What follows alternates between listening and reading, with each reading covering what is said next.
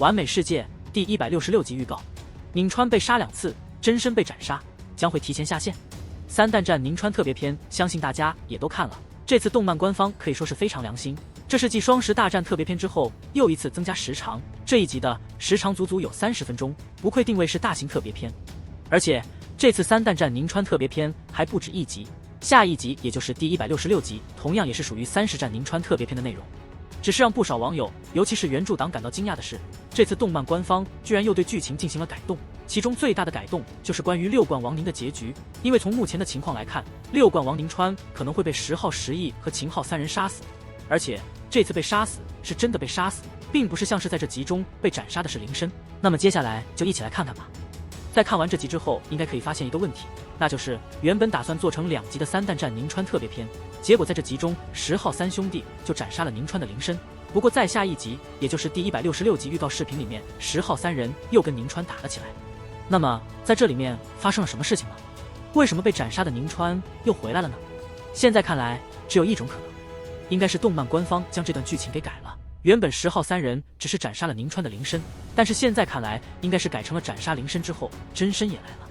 而且从第166集预告视频来看，宁川最后又被10号给斩杀了，那么这也就意味着宁川在这次3弹战宁川特别篇中被杀2次，而且最后就连真身也被斩杀。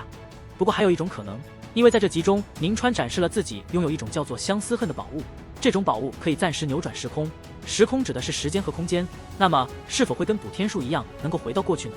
这也是一个未知数。不过这件宝物的主要作用应该是空间穿梭，因为动漫官方在这集中铺垫了一些宁川将死的伏笔。这个伏笔就是在宁川林深被斩杀后的一些画面，在这个画面里面出现了宁川回忆起母亲的一些话，其中就有一个叮嘱，而且宁川母亲还说了一句这一天终于来了，那么这个意思也就很明显了。从这个伏笔可以看出宁川将会遭遇一场大劫，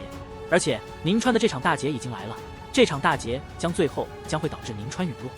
不过这样一来，宁川的结局也将会被改了，因为官方要这么改的话，在宁川真身被10号3兄弟杀死之后，那么宁川也就真的死了，除非说后面宁川被人复活了，但是复活的可能性显然不高。现在看来，官方估计是安排宁川提前下线了。在这次3弹战宁川特别篇里面，宁川先是林深被杀，然后真身赶来也被杀了。虽然说这样的改动存在着一些问题，而且可能还会对后续剧情造成影响，但是影响的程度却并不会很高，因为宁川在这之后基本没有什么高光时刻了。虽然说还有部分剧情存在，但是从整体上来说这些剧情都比较一般，因此动漫官方最后选择了让宁川提前下线，那么之后宁川的剧情也就没有了。这个特别篇主要讲述的就是10号3人组洗刷醉血之名，大战6冠王宁川的故事。